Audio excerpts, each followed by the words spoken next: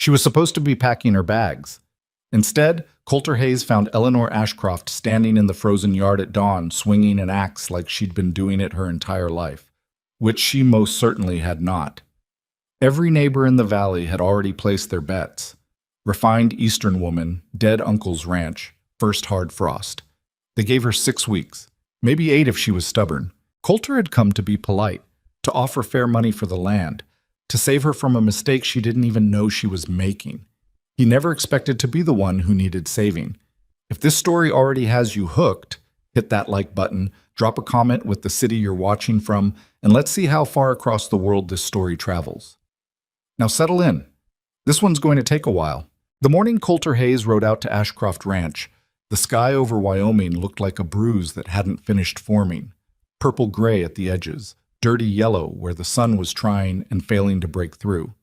It was the kind of sky that old ranchers read like a newspaper. What it said that morning wasn't good.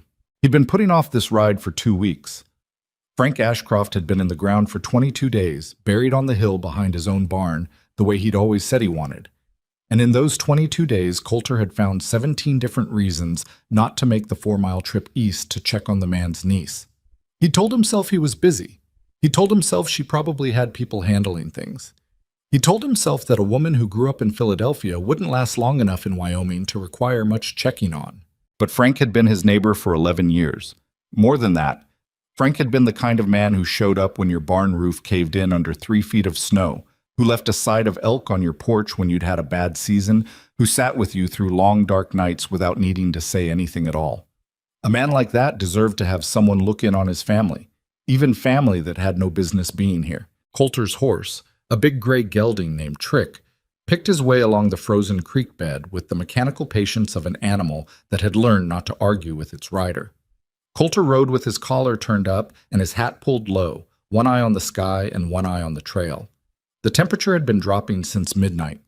The grass on either side of the path was stiff with frost, every blade encased in its own thin glass sleeve, and Coulter's breath came out in steady white clouds that the wind immediately tore apart. He smelled wood smoke before he saw the ranch house. That was the first thing that surprised him. He'd half expected to find the place dark and cold, the windows already empty-eyed the way abandoned buildings got in winter. Instead, smoke was rising straight and strong from the chimney, bending only slightly where it hit the upper air, and there was a light in the kitchen window. Real lamplight, warm and steady. Not the flickering panic of someone who didn't know what they were doing. The second thing that surprised him was the sound. Crack. He heard it before he cleared the last stand of cottonwoods. A clean, sharp report, like a rifle shot but rhythmic. Regular. Crack, crack, crack. He came around the tree line and pulled Trick to a stop. There she was. Eleanor Ashcroft stood in the side yard between the woodpile and the barn, wearing a man's canvas jacket 3 sizes too large for her, her dark hair pulled back with something that might have been a kitchen rag. She had a splitting maul raised above her head, a full-sized one, the kind that weighed 8 pounds easy, and she brought it down on a round of pine with her whole body, hips rotating, shoulders dropping, the blade striking exactly at the point where the grain was weakest. The round split clean in half. She kicked both pieces aside, set up another round, and swung again without pausing to rest. Coulter sat on his horse and watched for a moment longer than was strictly polite. He wasn't watching because she was a woman doing a man's work. He was watching because she was doing it right, and that didn't fit with the picture he'd already drawn of her in his head. He'd been carrying that picture for 2 weeks. The pale, overwhelmed city woman, hands soft from a life of drawing rooms and social calls, standing helpless in the middle of Frank's rough yard and looking at a Wyoming winter like it was something that had happened to her personally. The woman in front of him did not look helpless. She looked tired. He could see that much even from 30 yards. There were shadows under her eyes dark enough to be bruises, and the way she reset her feet between swings had the careful quality of someone working through muscle soreness. But tired and helpless were 2 completely different things, and Coulter was experienced enough to know the difference. He touched his heels to Trick's sides and rode into the yard. Eleanor heard the hoofbeats and turned. She didn't startle. She just turned, the maul hanging easy from her right hand, and looked at him with a pair of gray eyes that were steadier than he'd expected and considerably less friendly. "Mr. Hayes," she said. He pulled Trick up 6 feet away and touched the brim of his hat. "Miss Ashcroft." "You're late," she said. He blinked. "Ma'am, my uncle spoke of you often." She set the maul head down against the chopping block and straightened. "He said if anything ever happened to him, his neighbor Coulter Hayes would be out to offer condolences within a week. It's been 3 weeks." "I've been busy," she said. "I assumed." The word didn't have any particular edge to it, but it didn't have warmth either. It was just a word she had decided was accurate. "Are you here to check on me, or are you here to make an offer on the property?" Coulter felt the back of his neck go hot under his collar, which was an experience he hadn't had in quite a few years. He was not a man who got flustered easily. He'd argued with cattle buyers, negotiated with railroad men, survived 3 different confrontations with a neighbor to the south who had a habit of moving fence lines. He was not the kind of man whose composure got rattled by a woman with a splitting maul. "Both, I suppose," he said, which was the honest answer, and he figured she'd appreciate honest more than polished. Something shifted in her expression, not quite softening, more like a slight recalibration. She looked at him for another moment, then looked at Trick with what appeared to be genuine interest. "That's a well-built horse," she said. "He is." "Quarter horse?" "Mostly, some Morgan." She nodded, seeming to file this away. "I'll put coffee on," she said, and walked toward the house without looking back to see if he followed. The inside of Ashcroft Ranch's main house was something Coulter hadn't been inside since the summer before Frank died, when they'd shared a bottle of whiskey and a long argument about the railroad's right-of-way through the eastern corner of the property. He'd expected it to feel different with Frank gone, smaller, maybe, or emptier. Instead, it felt occupied in a way it hadn't even when Frank was alive. There were things on the table, papers, a hand-drawn map with notes in 2 different kinds of handwriting, a dog-eared copy of something called Practical Cattle Management, with a dozen slips of torn paper marking pages. The wood stove in the corner was burning hot and even. The coffee pot was already on. Eleanor hung the oversized jacket on a peg near the door and moved to the stove without ceremony. She was smaller than she'd looked outside, or maybe it was just that the jacket had made her seem larger. She was wearing a plain gray wool dress with the sleeves pushed up to the elbows, and her hands as she moved the coffee pot were red-knuckled from the cold and from work. City women's hands didn't look like that. Coulter took his hat off and held it, not sure where to put it. There was a rack near the door, but it felt presumptuous to use a dead man's peg. "Sit down," Eleanor said with her back to him. "You're making the room anxious." He sat at the kitchen table. "How long have you been here?" he asked. 18 days. "You came fast." "I came as soon as I got word." She poured 2 mugs and set them on the table, then pulled out the chair across from him and sat in it with the directness of someone who didn't waste time arranging herself. "I was the only family he had left. The law office in Laramie forwarded the letter." "The ranch is in good shape," Coulter said, meaning it. "For 3 weeks with no one managing. My uncle left detailed notes." She wrapped both hands around her mug. "He was organized, more organized than most people gave him credit for." "I know, Frank was a careful man." Something crossed her face when he said Frank's name. It was quick, and she controlled it quickly, but it was real. Grief had a particular quality that couldn't be faked, and Coulter had seen enough of it, in mirrors mostly, to recognize it in someone else. "You knew him well," she said. "It wasn't a question. Well enough. He helped me through a bad season 4 years back. I never forgot it." Eleanor looked at her coffee. "He was the only person in my family who ever treated me like I had a working mind," she said, in the careful tone of someone choosing their words with both hands. "My parents died when I was 12. After that I moved between relatives. Most of them were kind enough. None of them quite knew what to do with me." She paused. "Frank wrote letters every month, real letters. He asked questions and then actually waited for the answers." Coulter didn't say anything because there wasn't anything useful to say. He just let the words sit there, which was the only decent thing you could do with that kind of truth. After a moment, Eleanor looked up. "You want to buy the ranch?" "I want to talk about your options." "Yes." "And my options are sell to you or sell to someone else. Your options are sell or stay." He set his mug down. "I won't pretend I have no interest in the land. Frank's north pasture borders my east fence line. It's good grazing ground, and I could use it. But I'm not here to pressure you. He looked at her steadily. I'm here because Frank would have wanted someone to tell you the truth about what you're taking on. Tell me then. Winter here isn't a season, he said. It's a siege. The temperature drops to 20 below and stays there for weeks.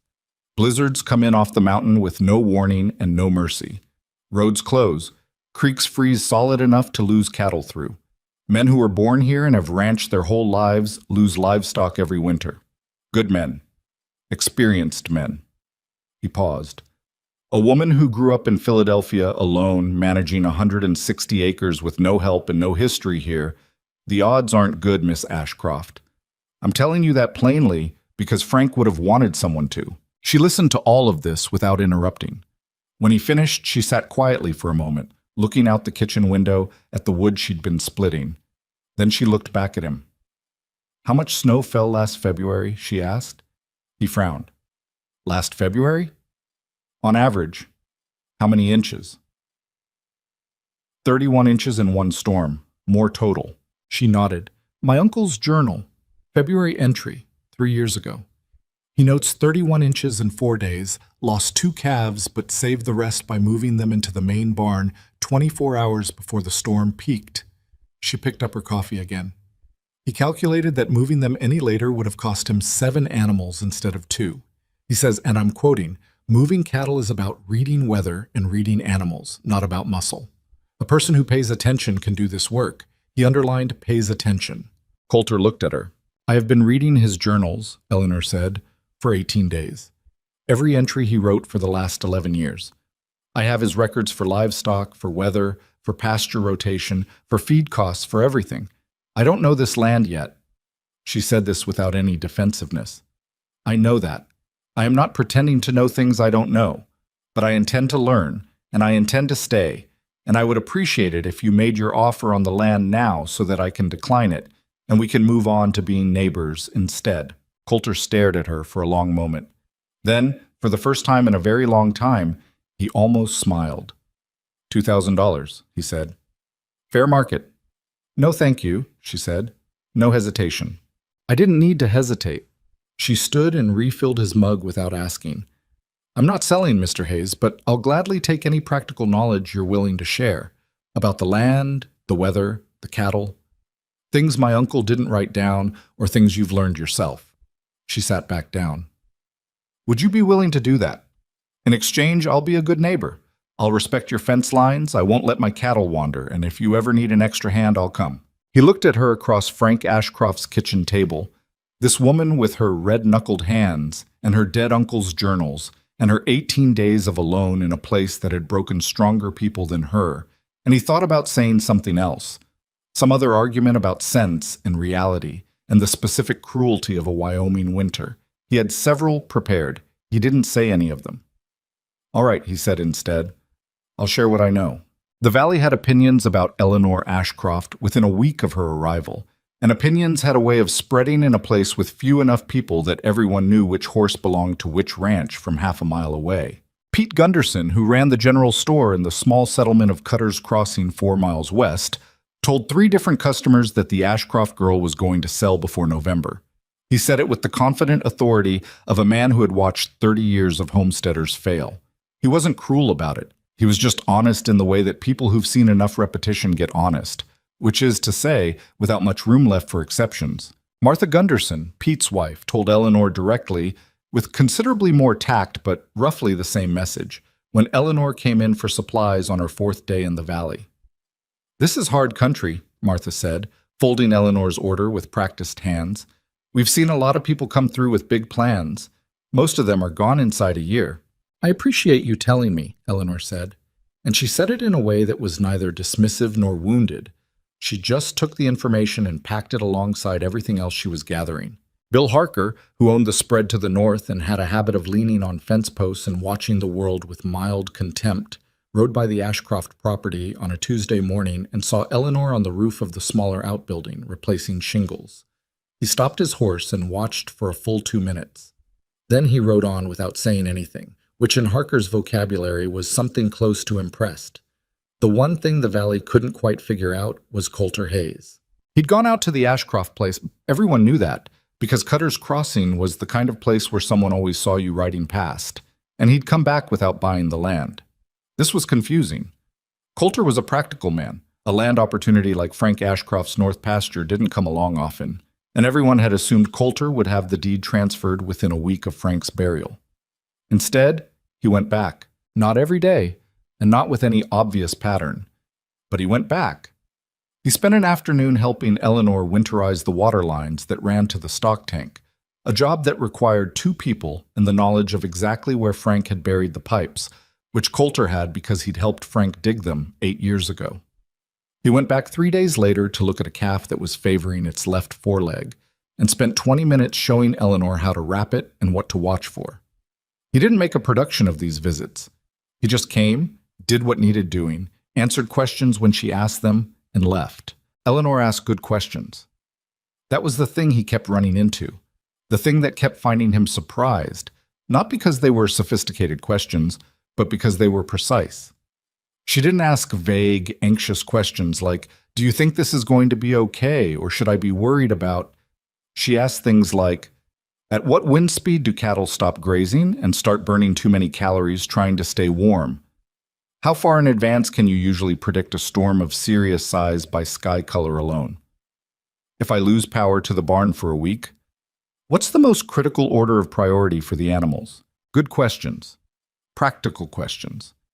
The questions of someone who is building a mental model of a system and filling in the gaps methodically. He found himself answering carefully, more carefully than he'd answered questions from anyone in a long time. What Coulter did not do during those early weeks was examine too closely why he kept going back. He told himself it was for Frank. He told himself it was because the situation was genuinely dangerous and he had a responsibility as a neighbor.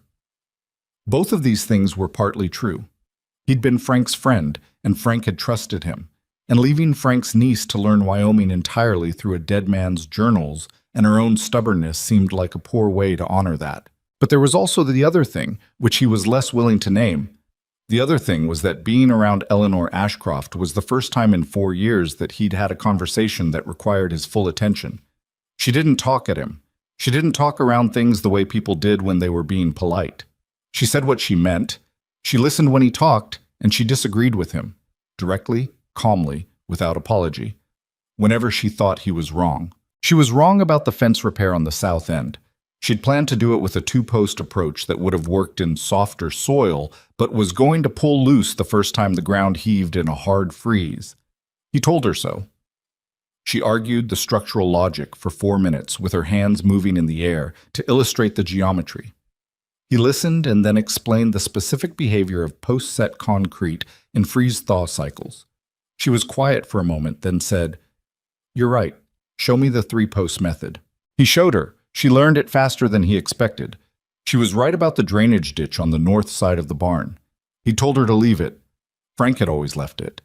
And she'd said that the angle was wrong and water was going to pool against the foundation every spring thaw. He'd been skeptical. She dug it herself and redirected it over a weekend. He went and looked at it on a Monday morning and stood there for a moment acknowledging to himself that she was right. He didn't tell her she was right. That was his own failure, and he knew it, but he didn't quite know what to do with the feeling yet. The first hard test came in early October. Coulter was working his own east pasture when he heard the sound. Not thunder because it was too rhythmic and too low, more like the ground itself had decided to relocate. He straightened and looked east toward Ashcroft land. Cattle. Running. Not Eleanor's. Her herd was small. 12 head she'd kept from Frank's original stock while she learned what she was doing. This was someone else's cattle, 15 or 20 of them, stampeding down through the gap between the properties, with the blind committed energy of animals that have panicked and are now just running because stopping is harder than continuing. He was on trick and moving before he'd fully thought through why. There was a dry creek bed at the bottom of the slope, 2 feet deep and narrow enough that cattle would cross it without trouble in summer, but wide enough that a stumble could break a leg. He pushed Trick hard around the left flank, coming at the herd from an angle, and began working them before they got to the creek, shouting, whistling, using Trick's body to direct pressure. He got them turned, not easily and not quickly. There were some tense minutes where he wasn't sure it was going to work. But he got them turned, and he had them milling in a confused circle in the flat below the slope when he heard another horse coming from the opposite direction. Eleanor. She came around the right side of the herd on the bay gelding she'd inherited from Frank. Not the most athletic horse in the valley, but she was riding it hard and with more competence than he would have predicted 2 weeks ago. She'd read what he was doing and came in from the other side, cutting off the escape route he hadn't been able to cover alone. Together, they had the cattle contained in 4 minutes. They sat on their horses across from each other over the milling herd, both of them breathing hard. Eleanor's hat had come off somewhere in the chase, and her hair was half out of its knot, and she had a long scratch down her left forearm where she'd apparently gone too close to some brush. "Whose cattle?" she called across. "Harker's, I think," Coulter called back. "The brand's covered in mud. Can't read it. There's a gap in Harker's north fence. I saw it Tuesday." "You didn't mention it to him." "I sent a note," she said. "He didn't reply." Coulter looked at the cattle, then back at her. "All right?" Eleanor looked at her arm, seemed to notice the scratch for the first time. "Yes," she said. "You?" "Fine." He paused. That was good writing. She looked at him with an expression he couldn't quite read. Not pleased, exactly. More like someone who'd just confirmed something they'd suspected. "Thank you," she said. "How do we get them back to Harker's property?" They drove the cattle back together, through the gap in Harker's fence, and Harker came out of his barn to watch them do it with an expression of complete astonishment that he didn't bother to hide. He was a big man who wore his skepticism openly and wasn't accustomed to being wrong about people. "That your herd, Mr. Harker?" Eleanor called from the back of her horse. Harker looked at her, then at the cattle, then back at her. "Yes, ma'am. You'll want to fix that north fence before they get out again. There's a 3-post section pulling loose from a freeze in the corner post. I'd get to it before the weekend." Harker blinked. Yes. Thank you. We'll send you the bill for the rope I used on 3 of them," she said pleasantly, and turned her horse toward home. Coulter rode beside her on the way back. For a long stretch, neither of them said anything. The sky had gone from purple bruise to flat gray while they'd been working, and the first few flakes of what might become something serious were starting to drift down, testing the air. "You said Harker didn't reply to your note," Coulter said. "He didn't. He will now." Something that might have been amusement moved through Eleanor's face and was gone. "I expect so." Coulter looked at the sky. "You should check your barn tonight. Temperature's going to drop fast." "I know," she said. "I've been watching that sky since noon." He looked at her. She was watching the clouds with the same focused attention she gave to everything. The books, the fence posts, the sick calf, everything. Like paying attention was a skill she'd decided to be professionally good at. "I was wrong," he said, "about the drainage ditch." Eleanor turned to look at him. She seemed genuinely surprised. Not that he'd said it, but that he'd said it now, like the timing was unexpected. "I noticed you looked at it," she said. "I should have said something then." "Yes," she agreed. "No softening, no, oh, don't worry about it. Just, yes, you should have." He found he respected that more than reassurance would have felt. "My wife," he said, and then stopped, because the word still had a catch in it, even 4 years later, like a nail sticking up from a floorboard that you keep forgetting about and catching your foot on. She was the one who noticed things like that, drainage and angles and why something was set up wrong. I stopped looking after. Eleanor was quiet for a moment. "How long ago?" 4 years, coming on 5. "I'm sorry," she said. She said it the way people said it when they actually meant it, not as a social reflex. "The country took her," he said. "Fever. Hard winter. Couldn't get the doctor out in time." He hadn't meant to say that much. It came out on its own, the way things sometimes did when you'd been carrying them alone for long enough. "It's why He stopped. "Why you told me to sell," Eleanor said, without any accusation in it. "Yes." She looked straight ahead at the trail. The snow was falling more steadily now, thin and dry and serious. "I understand," she said, "but I'm not her." "No," he said, "you're not." They rode the rest of the way in silence, and it was the most comfortable silence Coulter had sat in since he couldn't remember when. November arrived like a fist. 3 days of sub-zero temperatures, then a day of false warmth that left a crust of ice over everything. then more cold. Coulter's water lines froze twice. He lost a calf he hadn't expected to lose. Healthy animal, just unlucky, caught out in a drop he hadn't anticipated. He found it in the morning and stood over it for a minute with his hat in his hands, doing the arithmetic of what it cost and what he could absorb, the way ranchers always did. Then he moved on, because moving on was the only option. He went to Eleanor's that week to check on the young calf that had been favoring its leg. It was healed, better than he'd expected, and Eleanor had documented the recovery in Frank's style of record-keeping, dates and observations in her own handwriting, now filling the margins of the ledger Frank had started. She'd added a section at the back with her own index, cross-referencing the different cattle by individual markings. Frank just knew them by memory, Coulter said, looking at it. Frank had 11 years. I have 11 weeks. She didn't say it defensively. I need a system until I have memory. Coulter sat with that for a second. It was a logical thing to say. It was also, in a way he couldn't quite put into words, a kind of wisdom. Understanding the difference between what you actually know and what you only think you know. Not everyone could hold that distinction clearly. How are you doing for wood? He asked. I'm ahead, she said. I've been splitting on every clear day.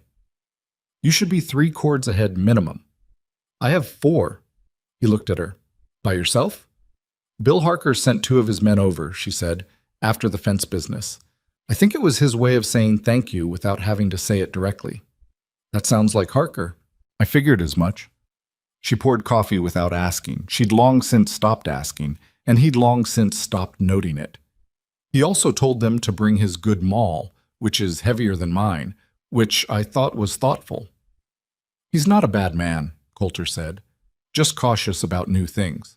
Most people are, Eleanor said. She sat across from him and wrapped her hands around her mug in the way she always did, like the warmth was something specific she needed to hold on to. What made you start ranching here? You're not from Wyoming originally. He was faintly surprised she'd noticed. Montana, he said. Came down for a woman, stayed for the land. And she stayed too? She did. Sarah. The name sat easier than it used to. Not easy exactly, but no longer a wound every time. We built the place together. 6 years we worked it before she got sick. He turned the mug in his hands. After she died, I thought about leaving, going back north, starting somewhere that didn't have her in every fence post. But you didn't. But I didn't. Eleanor looked at him. Why? Coulter looked at his coffee for a moment. Because I'd built something real, and leaving would have been easier, which felt like the wrong reason. Eleanor was quiet for a few seconds. Then she said, My aunt in Boston told me the same thing about the ranch, that I should sell because staying would be hard. She meant it kindly. But you stayed. Hard isn't the same as wrong, she said. I learned that from my uncle's letters. Outside the window, the November wind found the corner of the house and pushed at it. Not aggressively yet, but with the steady exploratory pressure of something that was eventually going to find every weakness. The lamp on the table flickered once and settled. There's a storm coming, Coulter said. Real one. End of the week, probably. How bad? Don't know yet. Could be manageable. Could be the first big one of the season. He looked at her steadily. You need to make sure your cattle are all accounted for before Thursday. Every one of them within easy reach of the barn. I know, she said. And if it gets bad enough? He paused. If it gets bad, you don't go out alone. You send someone. You ride to my place. You don't try to manage it by yourself. Eleanor looked at him with an expression that was entirely even. I'll manage what I can manage, she said. And I'll ask for help when I need it. That's all I can promise. It was, Coulter knew, the only promise she was going to make. And it was, he thought, though he didn't say this either, probably the most honest promise anyone had made him in a long time. He rode home in the early dark with the wind pushing at his back, and he thought about Sarah, and about Eleanor, and about the difference between protecting someone from a place and teaching someone to live in it. He didn't have it fully sorted out by the time he got home. He unsaddled Trick, checked his own cattle, added wood to the stove, and sat at his table in the quiet for a while. The wind picked up around midnight. He listened to it work at the eaves the way it always did in November, finding the loose places, testing what held. He thought about the woman 4 miles east who was probably lying awake listening to the same wind, reading her uncle's journals by lamplight, filling in the margins with her own careful handwriting. He blew the lamp out eventually and went to bed. But it took him longer than usual to sleep. The week before the storm hit, Eleanor did 3 things that Coulter wouldn't hear about until later.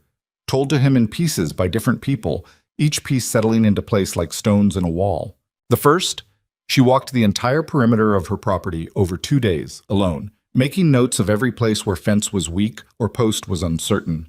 She came back with 4 pages of observations and spent 3 evenings in the barn fixing what she could by lamplight, wearing her uncle's old work gloves over a pair of thinner ones to keep her hands from stiffening in the cold. The second, she went to Pete Gunderson's store and bought specific things, not the general supply run of a person stocking up anxiously, but a precise list. Extra lamp oil, a particular weight of rope, medical supplies for the cattle that her uncle's notes said you needed in quantity before a hard winter because you wouldn't be able to get them after. Pete Gunderson watched her work through the list with the methodical attention she brought to everything, and he told Martha that night that he might owe the Ashcroft girl an apology, which was a significant statement from a man who hadn't willingly apologized for anything since 1887. The third thing, she moved all 12 of her cattle into the near pasture 3 days before the storm hit, 2 days earlier than Coulter had suggested, because she'd read her uncle's weather entries for November over 11 years, and she'd identified a pattern he noted in 3 of them. A particular way the temperature fell sharply 2 nights before a major storm, and then rose slightly the following day before dropping for good. She'd felt that pattern in the Tuesday night temperature. She'd acted on Wednesday morning. Coulter heard about the first thing from Harker, who'd seen her walking the fence line on his north boundary. He heard about the second thing from Pete Gunderson, who told him with the particular tone of a man revising an opinion he'd held firmly. He heard about the third thing from Eleanor herself, on a Thursday afternoon when he rode over to check her preparation and found the near pasture already full. He stopped his horse and looked at the cattle, then at the sky. Flat white now, the kind of flat white that wasn't winter weather yet but was quietly becoming it, and then at Eleanor, who was coming out of the barn with a bucket. "When did you bring them in?" he asked. "Wednesday morning." "I said Thursday." "You said Thursday at the latest." She set the bucket down and looked up at him. "I read my uncle's entries for 11 Novembers. 3 of them described what I felt Tuesday night. In all 3, the storm hit Friday. I moved them when I was certain, not when I was scheduled." Coulter sat on his horse for a moment.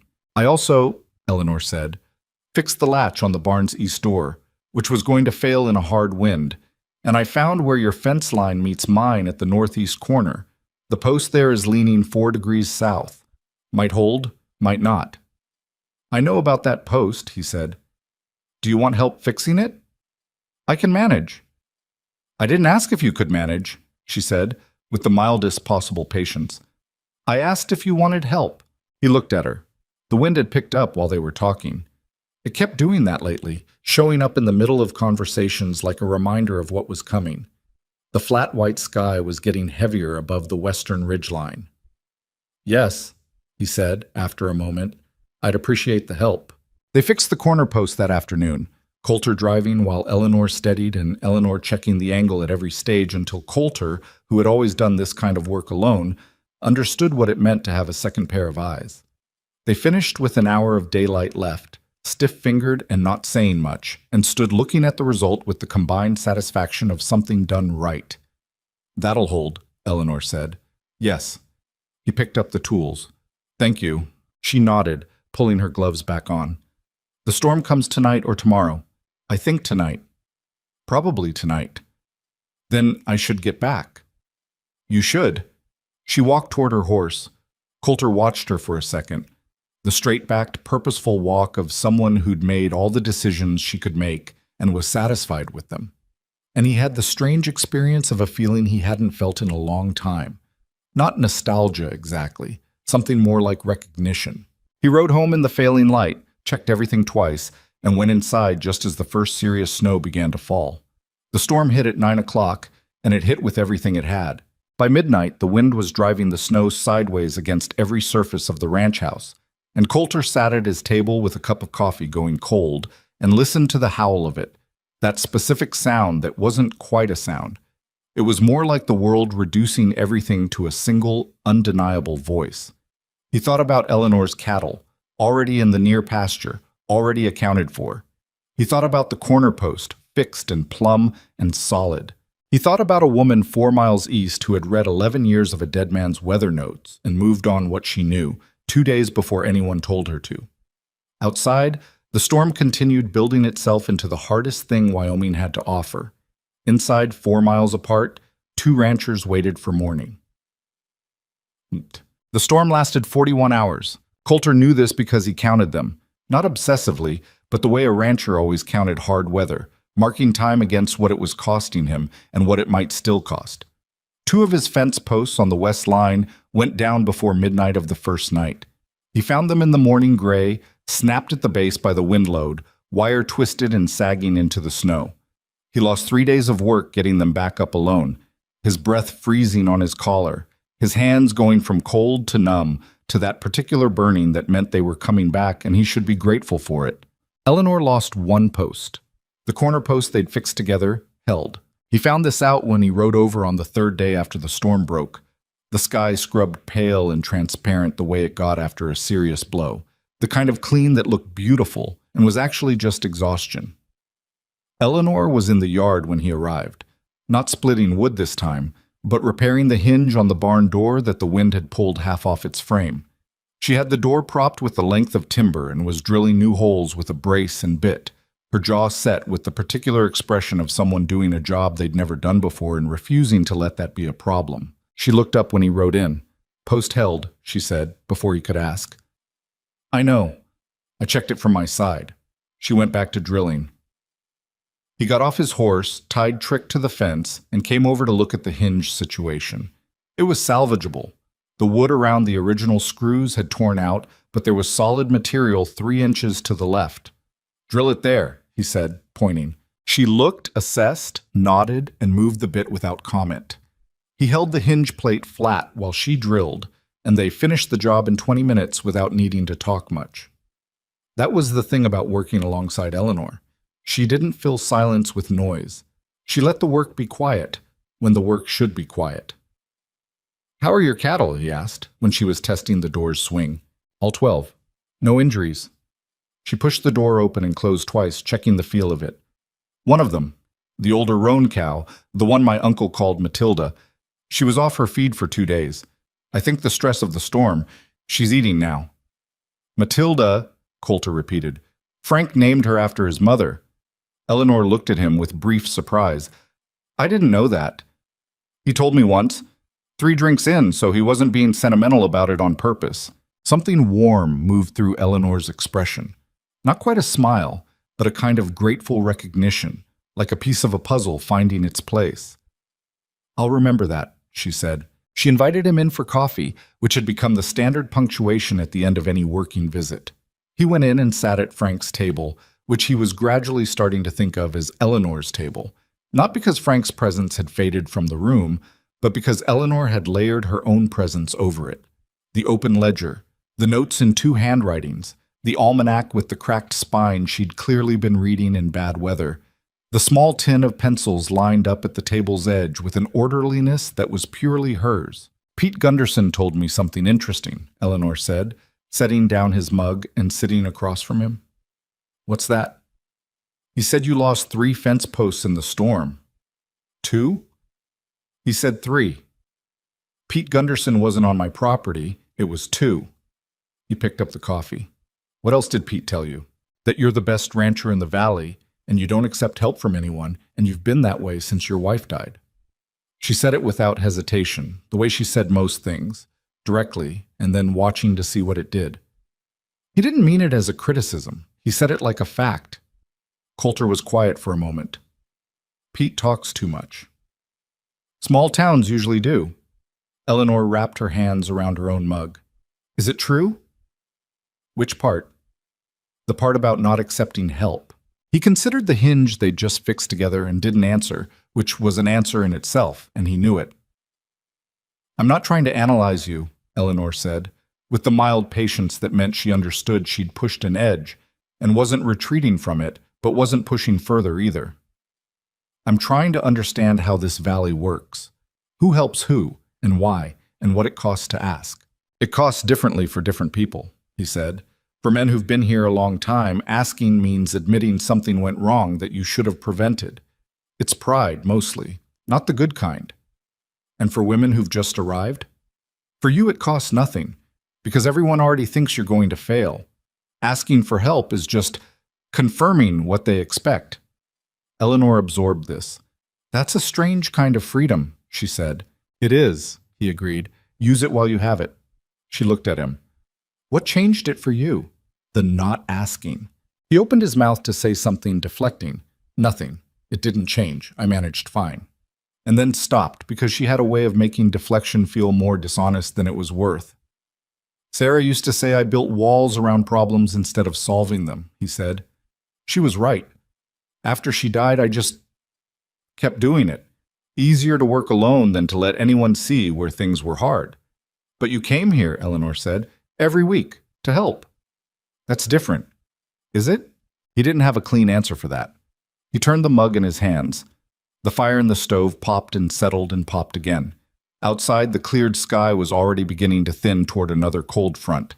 That was November in Wyoming, never quite letting you believe one storm was the last. I was honoring Frank, he said finally. At the start, Eleanor said.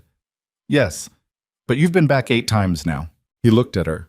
She held his gaze without any particular self-consciousness, which was one of her qualities that he'd initially read as boldness and had gradually come to understand was just honesty.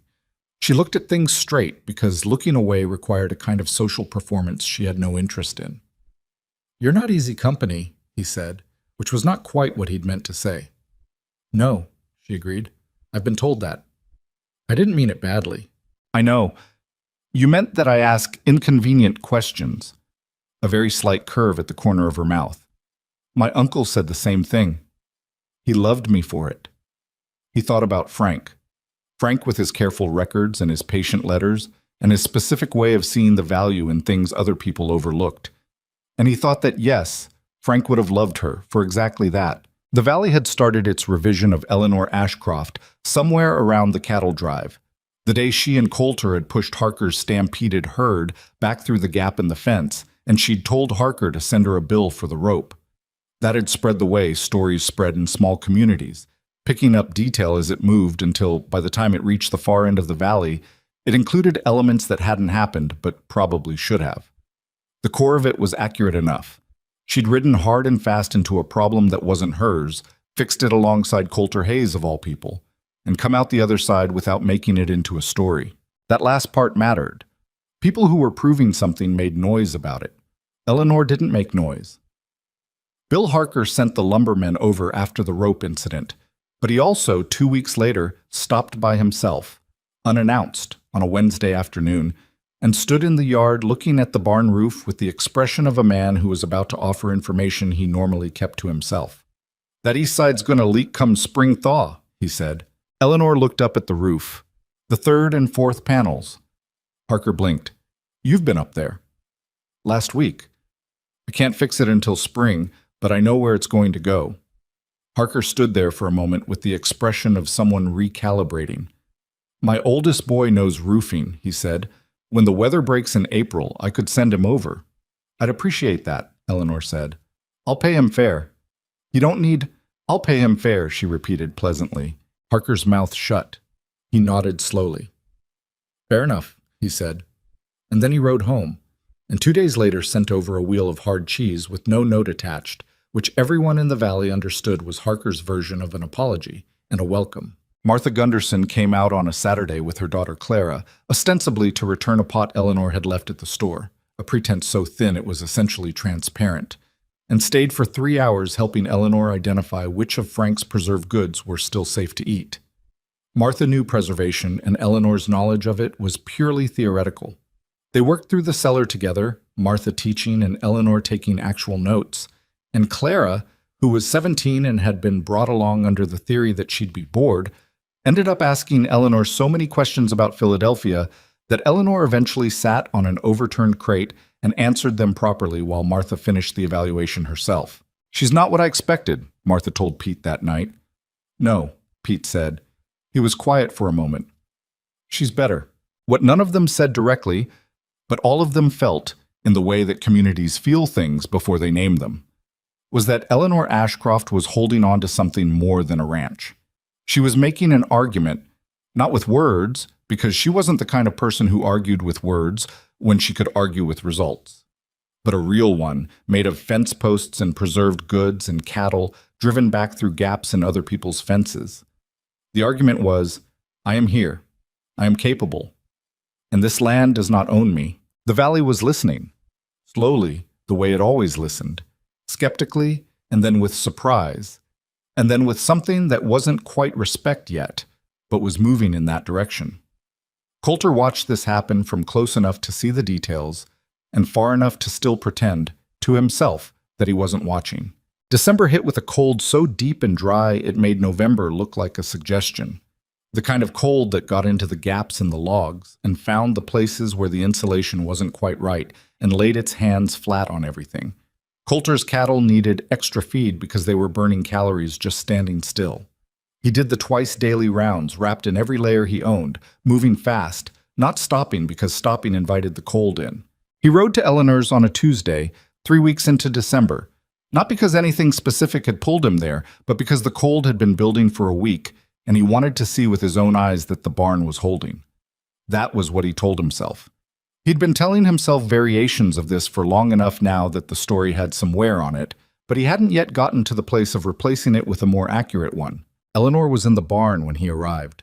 He could hear her before he got through the door. Not because she was loud, but because she was talking.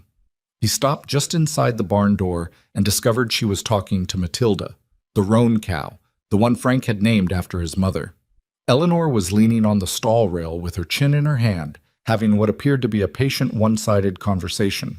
I know, she was saying, it's cold. It's going to keep being cold. That's Wyoming. You've lived here your whole life, so this is not new information. A pause, as if Matilda had responded. I don't have better news for you. I'm sorry. What I can tell you is that the hay is good quality and the water's not frozen, and that's more than a lot of cattle have tonight. Matilda shifted her weight and made a low, vaguely dissatisfied sound. Yes, Eleanor said. I agree, but complaining about it won't warm either of us up. Coulter stood in the barn doorway long enough to be certain this was actually happening. Then he made a sound that was not quite a laugh, but was close enough to it that it surprised him. Eleanor turned. She didn't look embarrassed. She looked like someone caught doing something perfectly reasonable. She was anxious, she said. Talking helps. Does it help her or you? Both, probably. She straightened and brushed straw from her sleeve. The others are fine. Matilda's just a complainer. He walked into the barn. It was warm in the particular close way of barns in deep cold, animal heat and stacked hay, and the smell of things living that was one of the less romantic aspects of ranching, but one of the most reassuring. He checked the water tank, checked the hay quality by handling, walked the stalls. Everything was in good order, better than good. The stall bedding was fresh and deep. The air in the barn had the circulation that prevented respiratory problems in penned cattle. The light was positioned correctly. Who taught you the bedding depth? He asked. Uncle Frank's notes. He was specific about it. He was right. He stopped at the far end of the barn and looked back toward the entrance. This is solid work, Eleanor. She had learned in the weeks they'd been doing this to accept a compliment without deflecting it. She just said thank you and meant it, which was rarer than it should have been and more valuable than she probably knew. I want to ask you something, she said, and I need you to answer honestly, not carefully. He turned. All right. Am I missing something? Something obvious that I can't see because I don't have the history here? She said it with the controlled vulnerability of someone asking a question they'd been building up to and hadn't quite finished worrying about. I read the notes. I watch everything. I ask questions when I can. But there are 11 years of knowledge in the ground here that I don't have, and I'm aware that I might be missing something I don't even know to look for. He thought about it seriously because she'd asked for honesty, and she'd earned it. He thought about what he'd seen over weeks of visits, what the barn looked like, and the cattle and the fences and the way she'd handled every difficulty that had come at her. The creek, he said. What about it? The South Fork of Ashcroft Creek, about half a mile below the house. In a bad winter, it backs up. Frank used to clear the jam in January every year without fail. If it backs up, it floods the low pasture, and if the low pasture floods and then freezes, you lose that ground for spring grazing. Eleanor was already at the doorway, looking south as if she could see the creek through the walls. He didn't write about that, because it was muscle memory. He'd been doing it so long he didn't think to write it down. When in January? Third week, usually. Depends on the snow load up on the ridge. She nodded, turning back. I'll mark it. She pulled the small notebook from her coat pocket. She'd started carrying one, Coulter had noticed, somewhere in November, and wrote in it with the pencil stub that lived in the same pocket. What else? He thought again. The Harker fence on your north boundary. It's his responsibility, but he's slow about it. If cattle get through onto your land in spring, document everything, dates, numbers, which animals. He won't dispute a written record. She wrote that down too. What else? I think that's the critical list. The rest I don't know that you're missing. He paused. You pay attention. That covers a lot. She looked up from the notebook. Something in her expression was quieter than usual. Not softer exactly, but less defended. Like the barn's warmth and the low sounds of the cattle and the specific weight of the honest conversation had made the room smaller and more true than outside rooms usually got. You're a better teacher than you think you are, she said. He opened his mouth and closed it again. He wasn't sure what to do with that. It landed somewhere it wasn't entirely expected. Frank thought so too, she said. He wrote about you. In the journals. Did he? He said you were the kind of man who knew a great deal and told you almost none of it unless you asked. A pause. He meant it kindly. He said some people are like water. They find their own level. And some people are like wells. They have what you need, but you have to go down after it. Coulter stood in the middle of Frank Ashcroft's barn, in the deep of a Wyoming December, with the cold pressing at every wall and the cattle shifting in their stalls, and the roan cow making her low, dissatisfied sounds, and something turned in his chest that he hadn't felt turn in a long time. Not romance, or not only that, not yet. It was more like the specific ache of being seen by someone who had no particular reason to see you and had gone ahead and done it anyway. We should check the creek, he said. Now? Tomorrow, if the temperature lifts 10 degrees. I'll show you where the jam forms. She held his gaze for a moment. All right, she said. Tomorrow. Outside, the Wyoming dark was total and deep and cold enough to sting. Coulter rode home by the stars, which were blazing and brittle-looking the way they got when the air was thin with cold. He'd stopped telling himself stories about why he kept coming back. He hadn't replaced them with any other story yet. He was just riding, in the dark, through the cold, 4 miles home from a woman who'd read 11 years of his dead neighbor's journals and learned to talk to cows and asked questions he didn't have easy answers to. It was enough for now. The rest of it could wait for a warmer season. He unsaddled Trick and went inside and sat at his table and didn't light the lamp for a while. Just sat in the dark listening to the wind and not thinking about anything in particular, which was itself a kind of thinking he hadn't done in years. They checked the creek on a Thursday, when the temperature lifted just enough to make the ride bearable without making it comfortable. Coulter showed Eleanor the bend where the ice always jammed, a place where the South Fork narrowed between 2 old cottonwood roots, and the current slowed enough that debris collected and froze solid over the course of a hard January. Frank had cleared it every year with a long-handled pike, and the patience of a man who understood that ignoring small problems in winter was how you created large ones in spring. Eleanor stood on the bank and looked at the bend for a long time without saying anything. The ice was already forming at the edges, gray-white and thin, not dangerous yet, but building toward it. How long does it take to clear, she asked. Hour, maybe 2, depends on the accumulation. And if you miss it? If you miss it, the water backs up behind the jam, finds the low path which runs along the south edge of your near pasture, freezes in the pasture, and you lose that ground through April, maybe May. She nodded, still looking at the bend. My uncle came out here in January, even when it was 20 below? Frank came out here in conditions that would have kept most men inside. He just dressed for it. Coulter paused. He also complained about it every year, loudly, to anyone who would listen. Eleanor turned to look at him with an expression he was starting to recognize, the one that meant she was filing something away about Frank, something that added texture to the uncle she'd known mostly through letters and journals. He never complained in his letters, she said. Frank complained to people's faces, not on paper. He said paper was for facts and faces were for feelings. She looked back at the creek. That's exactly something he would say. They stood there for another moment, the cold working at the exposed skin of their faces, the horses standing patient and miserable behind them. Then Eleanor turned and walked back to her horse, and Coulter followed, and they rode back toward the ranch without speaking much, which had become a comfortable thing between them. The silences that didn't need filling. What Coulter didn't tell her that day at the creek was that he'd never shown anyone that spot before. It wasn't a secret. Anyone who knew the property could have found it, but it was the kind of specific knowledge that accumulated in a person over years, the institutional memory of a place, and he'd never had reason to transfer it to someone else. Showing it to Eleanor felt like handing something over. He wasn't sure entirely what. January arrived and the cold settled into the valley like it had always lived there and had merely been visiting other places for a while. Coulter saw Eleanor twice a week through January, sometimes for work reasons, sometimes without a work reason he could identify that he was willing to examine. They fell into a pattern that neither of them named. He arrived, they dealt with whatever needed dealing with.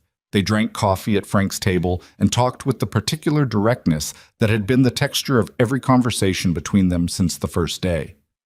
Then he rode home. The valley noticed. Of course it did, though.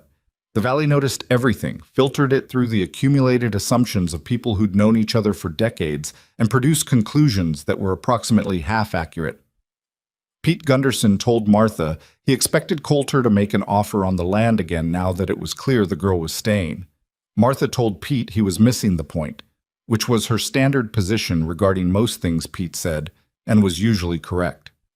Parker kept his own counsel, which was his standard approach to everything but which had lately included regular actual fence maintenance, suggesting Eleanor's comment about the north boundary had worked its way into his thinking. Clara Gunderson, who was 17 and therefore paying attention to different things than her parents, told a friend in a letter that Mr. Hayes had been to the Ashcroft Ranch so many times since October that his horse probably knew the route without being steered, and that Miss Ashcroft had a way of looking at him when his back was turned that was very interesting indeed. Clara was 17 and prone to romanticism, but she was also observant in the way that people on the edges of social situations often were, and she wasn't entirely wrong. Eleanor herself was not given to examining her own feelings in the way that Clara imagined. She was more accustomed to examining facts. The facts were, Coulter Hayes came to the ranch with regularity. She was not sorry when he came. The conversations they had were the best conversations she'd had since leaving Philadelphia, and better than most she'd had there, because Coulter talked about real things and didn't manage what he said to protect her from information she might find unpleasant.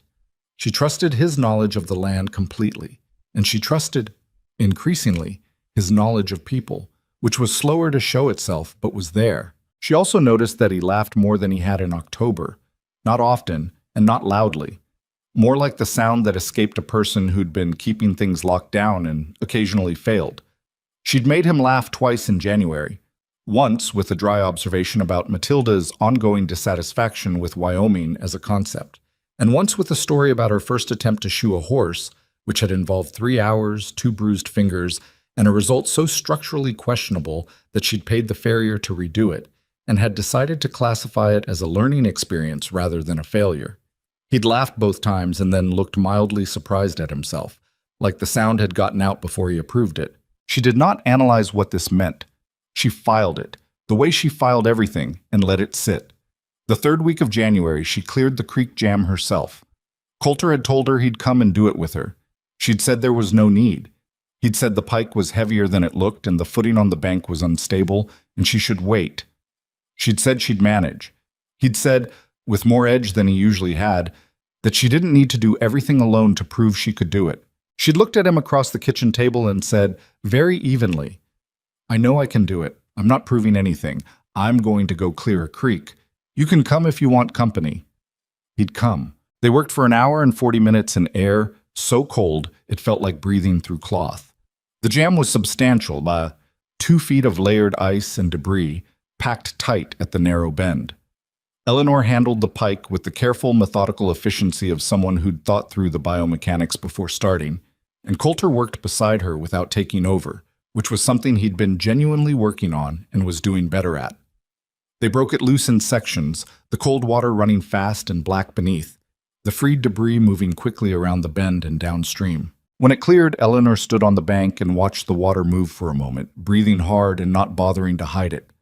The cold was brutal enough that her hair had frost on it where it escaped her hat. Her arms hurt.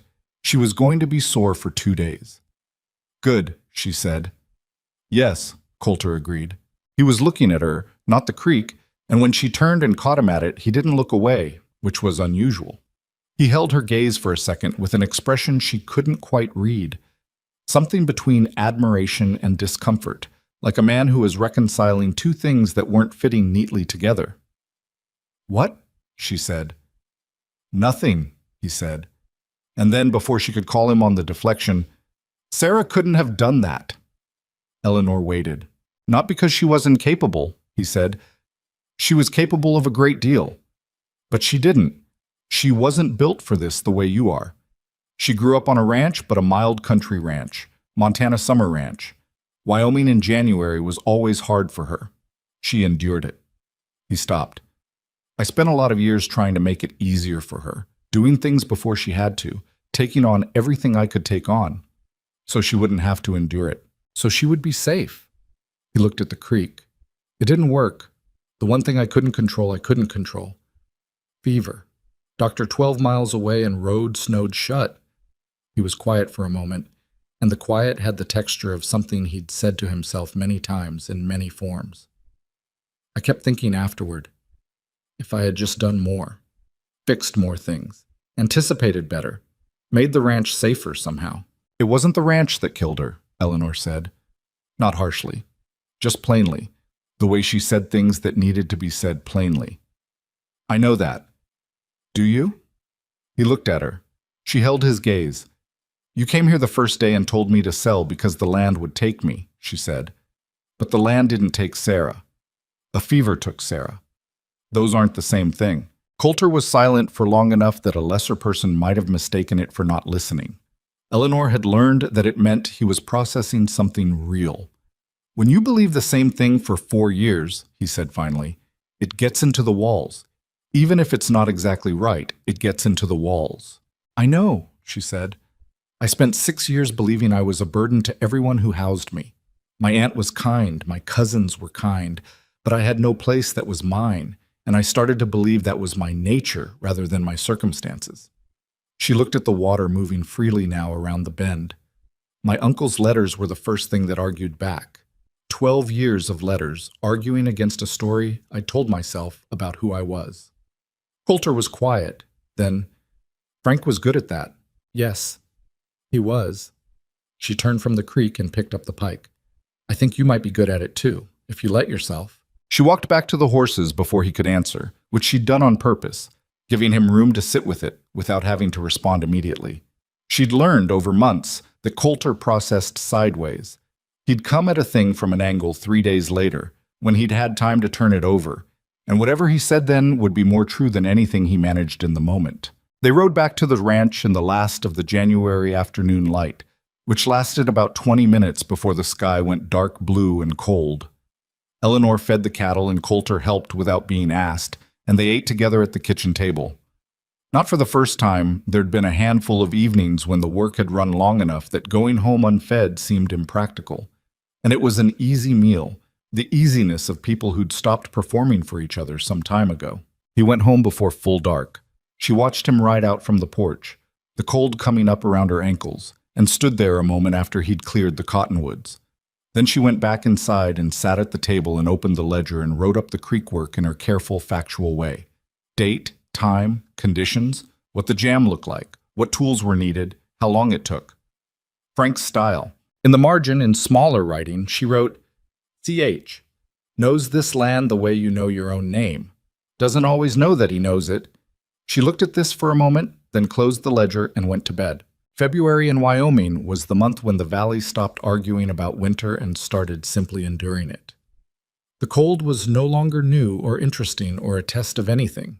It was just the ambient fact of existence, pressing down on everything with a patience that outlasted every human impatience against it. Coulter's mood in February was always compressed, Tighter than other months, because February was when he'd lost Sarah, and the anniversary of it sat in him like a stone, regardless of whether he acknowledged it out loud. He didn't go to Eleanor's for 10 days in early February. He told himself he was busy, which was partly true. He also didn't examine the other part. Eleanor came to him. She appeared on a Tuesday morning when the temperature had climbed to a relatively tolerable 15 degrees, riding Frank's bay with a covered pot tied to the saddle in a way that suggested she'd given some thought to not spilling it. She came into his yard, dismounted, tied the horse to the fence, and carried the pot to the door and knocked on it without any apparent anxiety about whether this was presumptuous. He opened the door in his shirt sleeves, not expecting anyone. "Beef stew," she said, holding the pot out. "From Matilda's cousin, more or less. Don't read into that." He looked at her. "You rode 4 miles in 15-degree weather to bring me stew." "I rode 4 miles in 15-degree weather to check on a neighbor who hasn't been seen in 10 days, she said. "The stew was practical. You eat while I'm here, and I know you've eaten." He stepped back from the door and let her in. She came in and looked around his kitchen with the same observational attention she gave everything, taking in the state of things, the dishes on the counter, the stack of papers on the table, the half-repaired bridle hanging on the chair back. Not judging, just noting. She put the pot on the stove and turned to him. "February?" she said. It wasn't a question. He sat down. "February." She sat across from him the way she always did. The kitchen was warmer than it had been when he was here alone, or maybe it just seemed that way. "My mother died in March," she said. "Every year, when the end of February gets close, I feel it before I know I feel it, like weather." He looked at her. "Your parents both. Influenza. It moved through the neighborhood. They were both gone in a week." She folded her hands on the table. "I was 12. I remember being very practical about it at the time because there was no other option. It was only later, years later, that I understood what I hadn't allowed myself to feel yet." "Years later," he repeated. "Grief isn't always immediate," she said. "Sometimes you carry it a long time before you put it down long enough to actually look at it." She met his eyes. "How long has it been since you put it down long enough to look at it?" Coulter was quiet. The fire in the stove worked steadily. The smell of the stew was filling the kitchen, something ordinary and warming and exactly what February kitchens needed. "I look at it," he said. "I look at it plenty. Looking at it and looking at it are different things." He frowned. "That's the same phrase twice." "No," she said patiently. "One of them means you know it's there. The other means you actually sit with it and let it be what it is." She paused. "My uncle wrote about you in February, 3 years ago. He said you worked yourself to exhaustion every February, every single year. He said he suspected you were doing it so you couldn't think." Coulter's jaw tightened. "Frank observed too much. He was your neighbor for 11 years. What did you expect?" "I expected some privacy." "He never told anyone," Eleanor said. "He wrote it in a journal no one was supposed to read." She looked at him steadily. "And then he left it to me, which I think might have been intentional." Coulter looked at her for a long moment. "Your uncle was a manipulative old man." "Yes," she agreed, with a warmth that was almost a smile. "He was very good at it." She stood and went to the stove to check the stew. "Eat. And then, if you want to talk about Sarah, I'm here. And if you don't, that's fine too. But you should eat." He ate. The stew was good. Not refined, not delicate, just solid and warm and right for the weather and the day. She ate too, across the table from him, and they talked about the cattle and the condition of the roads, and a rumor that the railroad was planning a new spur line that would change the economics of getting beef to market. Practical things. Real things. The kind of conversation that let a person breathe without having to make it mean anything large. Near the end of the meal, he said, without planning to, "She used to make stew in February. It was the one thing I ate reliably this time of year because everything else tasted like nothing." Eleanor didn't make a production of this. She just said, "What else did she cook that was good?" And he told her. He talked about Sarah's cooking, and then about Sarah's habit of singing to herself when she thought no one could hear, and about the way she'd argued with him over the placement of the main gate for 3 weeks until he'd moved it, and she'd been right. He talked about the 6 years they'd had together, and the specific weight of a life that ended before it finished. And Eleanor listened the way she listened to everything, fully, without interrupting, without offering solutions, without the anxious helpfulness that most people brought to grief because they didn't know what to do with it and needed to fill the space. When he finished, the stew was long cold, and the afternoon had gone fully dark outside. He looked at his hands on the table. "I don't talk about her," he said. "Generally." "I know," Eleanor said. "You don't have to do it generally, just when it's right." He looked at her across the table. The lamplight was doing what lamplight always did in winter, making the inside of a room feel more true than it managed in other seasons. She looked back at him with her gray eyes and her red-knuckled hands and the specific quality of her attention that he had never managed to find a single adequate word for. "Thank you," he said, "for coming." "I'm your neighbor," she said simply. "That's what neighbors do." She rode home in the full dark, 4 miles in the cold, and he watched her go from the porch and then stood there longer than the cold justified, looking at the sky. The stars were out in the brittle, blazing way of February stars, every one of them sharp-edged and exactly where it had always been. March came in hard, a late-season storm that felt vindictive, like winter taking one more run at the valley before it finally let go. 3 days of snow and wind followed by a week of freeze-thaw that made the roads treacherous and the creek beds unpredictable. Eleanor's near pasture held dry, which it would not have done if the South Fork had jammed and she hadn't cleared it in January. She noted this in the ledger with the factual satisfaction of a prediction proven out. Coulter came on the first clear day after the late storm and found her in the yard, splitting wood again. Always splitting wood, the way she had been on the very first morning, the maul rising and falling with the same clean efficiency. He sat on his horse for a moment and watched, the way he had on that first day. And he thought about how different the woman he'd ridden toward in October was from the woman he was watching now. Not that Eleanor had changed. She hadn't. Not fundamentally. What had changed was his ability to see what was actually there, instead of the idea of her he'd brought with him as a convenience. She looked up and saw him. She planted the maul in the chopping block and brushed her hands on her trousers. "Creek's running clear," she said. "I know. I checked mine this morning." "How's the east pasture?" "Wet, but solid." He dismounted. "I want to talk to you about something." She waited, which was her standard response to that kind of opening. She didn't prompt or push, just made room. "There's a buyer coming from Cheyenne next month," he said. "He's looking at parcels in the valley. Serious money. He's already approached Harker about the north property, and he's going to approach you." Eleanor's expression didn't change exactly, but something behind it settled into a harder alignment. "You're warning me. I'm informing you. There's a difference." He looked at her steadily. "He'll come with a very good offer. Better than mine was, probably, and he'll come with a lot of reasons why it makes sense." "Does he plan to ranch it?" "He plans to consolidate it. Break the valley into larger holdings, run cattle at scale, cut the smaller operators out of the market." He paused. "It's legal. It's not uncommon. It will change this valley significantly. And you think he'll try to buy mine because without Frank's north pasture, your property is harder to expand." He looked at her. She'd gotten there faster than he expected, which he probably should have stopped expecting by now. "Yes," he said. "That's accurate. So you have a personal interest in me refusing?" "Yes," he said again. He wasn't going to pretend otherwise. She held his gaze. "I appreciate you telling me anyway." "You'd have figured it out." "Probably, but you saved me the time." She picked up the maul again and set a new round on the block, and he understood that this was her way of thinking.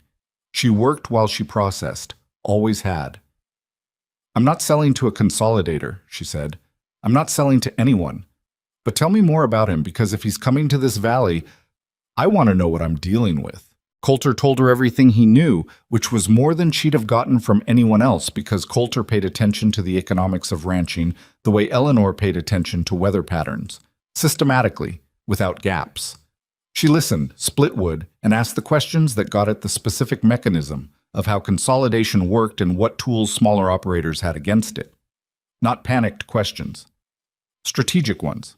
When he'd told her everything useful, she set down the maul and looked at the wood she'd split. There was a good cord and a half in the pile. "He's going to be disappointed," she said, with a calm matter-of-factness that in a different register might have been called satisfaction. "He is," Coulter agreed. She looked at him. Something was moving in her expression that he'd learned to read over months of watching her face, which was a face that showed less than most people's, but showed truly when it did show. Gratitude? Yes, but something else alongside it. The particular quality of a person who keeps finding that another person is better than their circumstances required them to be. "Stay for supper," she said. "Parker's wife sent over a pie yesterday, and I can't eat a whole pie by myself. He should ride home." He had work in the morning, and the roads were still uncertain, and he'd been telling himself for months that he was going to stop finding reasons to stay at Eleanor's table past dark. "All right," he said. The evening went the way evenings between them had come to go. The food and the fire and the talk that ranged from practical to less practical to the particular territory that existed between two people who had, without planning to, come to know each other well. He left at 8. The roads were solid enough, the stars were out. Riding home, he thought about the buyer from Cheyenne, and about Frank's North pasture, and about all the things that were coming, and under all of that he thought about Eleanor's face in the lamplight when she'd said stay for supper, the simple directness of it, and the way she always made the ordinary things sound like exactly what they were, and no more complicated than that. He was 4 miles home through the Wyoming dark. It wasn't enough distance. The buyer from Cheyenne arrived in April, which was not yet spring in Wyoming, regardless of what the calendar said. His name was Gerald Marsh, and he came in a good coat and a hired buggy, and with the specific confidence of a man who had never been told no by anyone who couldn't afford to say it. He went to Harker first. Harker told him the North property wasn't for sale and sent him away in under 10 minutes, which surprised Marsh and probably shouldn't have. Harker was stubborn about land the way most Wyoming men were stubborn about land, which was to say completely and without negotiation. Then Marsh came to Eleanor. Coulter wasn't there when it happened. He heard about it from Pete Gunderson, who heard about it from Clara, who had been delivering an order to the Ashcroft Ranch when Marsh's buggy came up the road, and had stayed to watch with the specific attention of a 17-year-old who understood that something worth observing was about to occur. According to Clara, Marsh had offered Eleanor $4,000 for the property. Double fair market, the kind of number designed to make a person feel that refusing was irrational.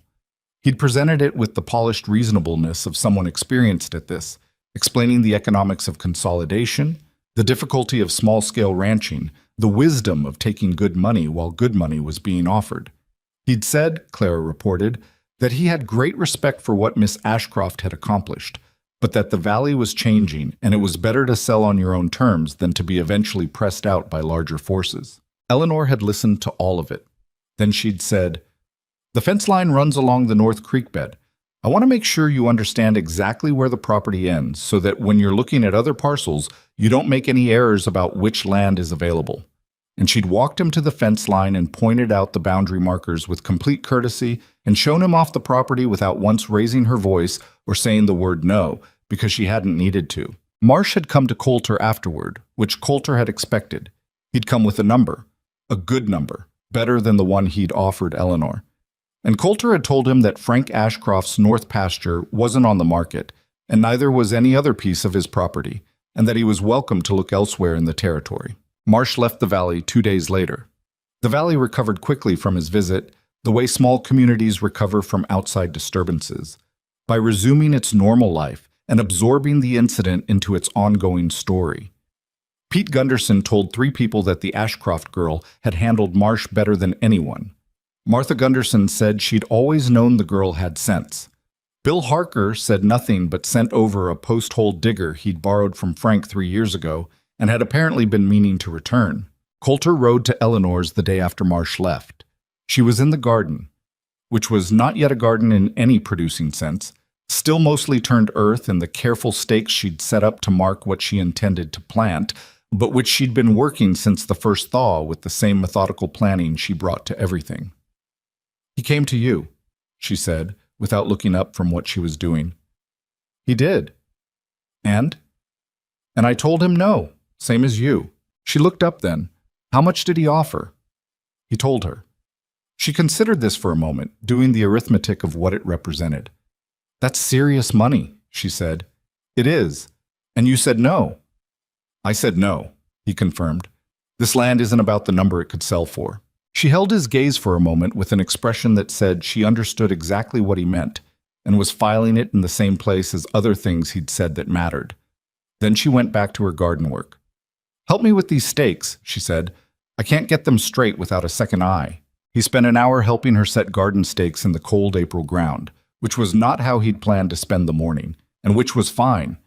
The work was easy, and the company was good, and the sky over the valley was finally doing something other than threatening. It was actually, cautiously, thinking about becoming spring. They built through April and into May. Eleanor's garden went in, real planting now, seeds she'd sourced carefully through the winter from Pete Gunderson's catalog, varieties her uncle had grown, and varieties she'd researched herself. She'd built a cold frame against the south wall of the house from lumber Harker's son had left over from the roof repair, and she was using it to start seedlings 3 weeks ahead of the open ground season. Coulter looked at the cold frame the first time he saw it and experienced the particular sensation, which had become familiar, of finding that she'd solved a problem he hadn't known was on the table. "Frank never did that," he said. "Frank had more patience with the shortened season than I do," she said. "I want tomatoes before September." "You might actually get them." "I know," she said, without any particular arrogance. "Just, yes, I planned for that outcome." The spring brought other changes. Eleanor hired a hand, a young man named Amos Briggs, 19 years old, the third son of a homestead family from the far south end of the valley, who needed work and came with a genuine willingness to learn and without the particular brand of pride that made some young men impossible to teach. Eleanor interviewed him at the kitchen table with the same directness she applied to everything, asking specific questions about what he knew, and, more critically, she told Coulter later, what he knew he didn't know. He said he didn't know cattle medicine, she told Coulter that evening, but he said it straight, not embarrassed, just factual. "I can teach a person who tells me what they don't know. I can't teach someone who pretends." "Smart hiring," Coulter said. "I learned it from Frank's journals. He wrote that the worst ranch hands were the ones who were afraid to be wrong in front of a woman." She paused. He'd gone through 5 of them before he found one worth keeping. Coulter smiled at that, really smiled, not the almost smile he'd been managing for months. It changed his face in a way that Eleanor noticed and didn't comment on, which was its own kind of kindness. The summer that followed was the best working season Coulter could remember in years. Not because anything went especially smoothly. It didn't. There were equipment failures and a dry stretch in July that stressed the pastures, and a situation with a neighboring cattle operation 2 valleys over that required 3 trips and considerable patience to resolve. But it was good in the way that seasons are good when you're not carrying the weight of them alone. He found himself consulting Eleanor on things he'd always handled by himself, not because he needed her help, but because she saw angles he missed and said so without trying to manage his reaction, and because the back and forth of it was better than the silence of deciding alone. She came to him too. The cattle medicine question, she had a heifer with a respiratory infection in July, and she came to Coulter's ranch at 6 in the morning because he had more experience with it than she did, and she didn't waste time being embarrassed about that. They worked the animal together for 2 hours, and she learned what she could learn from watching and asking, and the heifer recovered. "You should have more animals next year," Coulter said when it was over. "Your grazing land can support 30 head without stress." "You've been cautious." "I've been learning the land," she said. "Now I know it well enough to push it a little." 30 head is a big jump from 12. "I'll go to 20, see how the winter handles it." She washed her hands at the pump. "Would you buy 5 from your herd? I'd rather start with cattle I know the history of." He looked at her. "Which 5? "The young roan and the 4 2-year-olds from your north pasture. I've been watching them all summer. They're solid." He'd been watching her watch his cattle for weeks and hadn't said anything, because watching was what Eleanor did, and it wasn't his place to comment on everything she observed. But she'd been doing this, cataloging his herd, noting which animals were strong and adaptable, with the long-game patience of someone who'd decided on an outcome before she mentioned it to anyone. "Fair price," he said. "Fair price," she agreed. "Frank would have wanted me to pay fair. Frank would have wanted you to drive a hard bargain. Same thing, with the right person." She dried her hands and looked at him. "You're the right person." He sold her the 5 cattle in August and helped her drive them east to her pasture and watched her integrate them into her existing herd with a competence that Amos Briggs clearly admired and tried to emulate. The boy was learning well under Eleanor. He had the same qualities she prized in herself, the willingness to be wrong and adjust. And she was teaching him the way she'd learned, through Frank's method: watch, think, ask, do. Summer gave way to early fall, and the valley turned the particular gold and amber that Wyoming managed for exactly 3 weeks before it went straight to dead brown and then to snow. Coulter and Eleanor fell into the habit of a shared supper twice a week, sometimes at her place, sometimes at his, and the arrangement had grown so naturally out of the practical reality of the shared work that neither of them had ever formally suggested it. It had just become true, the way several things between them had become true without being decided. He was at her table on a Thursday in late September when the sky changed. He noticed it through the kitchen window first. Not a visual change exactly, more of a quality of light, something going flat and wrong in the afternoon the way light did before serious weather. He stood and went to the window. "Eleanor," she came and stood beside him. They both looked west, where the sky above the ridgeline had gone a particular shade, not dark, not stormy in the traditional sense, but a deep, uniform gray-white that moved with a unified purpose that ordinary clouds didn't have. "That's not a regular storm," she said. "No," he said. "That's a wall." The word meant what it described. A wall of weather, the kind that formed in the mountains and came off them fast and total, carrying everything at once, wind and snow and a temperature drop so severe it could take you from cold to dangerous in the time it took to walk from the barn to the house. "My cattle," she said. He was already moving toward the door. "Where are they?" "Amos moved the main herd to the south pasture this morning, for the fall grass." She was pulling her coat on. "The south pasture is open, no windbreak." The south pasture was half a mile from the barn, wide, flat, exposed on 3 sides. In a wall storm, cattle in an open pasture didn't just suffer. They panicked, scattered, ran, and if the temperature dropped fast enough and the snow came in dense enough, they went down. "How long do we have?" she asked. Coulter looked at the wall again. It was moving fast. "An hour, maybe less." She was out the door before he finished the sentence. They rode hard, Coulter on Trick, Eleanor on the bay, and Amos, who had been in the barn and come running when he saw them mount up on the 3rd horse Eleanor had added to her string in August. They reached the south pasture in 8 minutes. The cattle were already unsettled. Animals could read weather in their bones, and these ones knew something was wrong, milling in the restless circular way that meant the edge of panic was close. The wall was 20 minutes away now, maybe 15. The light had gone entirely flat, and the wind had picked up from nothing to something serious in the time it had taken them to ride here, which told Coulter everything about the speed of what was coming. "Split them," Eleanor called. "Amos, east side. Coulter, cut off the left flank. I'll push the leaders." She went straight at the front of the herd before Coulter could say anything about the sense of it, which was pure Eleanor. She'd assessed and decided and was already doing. She took the bay in hard and fast at the lead animals, using the horse's body and her voice to turn them north, toward the barn, toward shelter. Coulter swung wide and came at the left flank, and Amos took the east side the way she'd said. And they worked the herd together with the specific total concentration of people who understood that there was no margin for error. The wall hit when they were 200 yards from the barn. It didn't build up. It arrived. One moment there was wind and flat light and moving cattle, and the next moment the world went white. Not dark, white, which was worse, because white was disorienting in a way that dark wasn't. The snow came horizontal, driven by a wind that went from serious to savage in the span of a breath.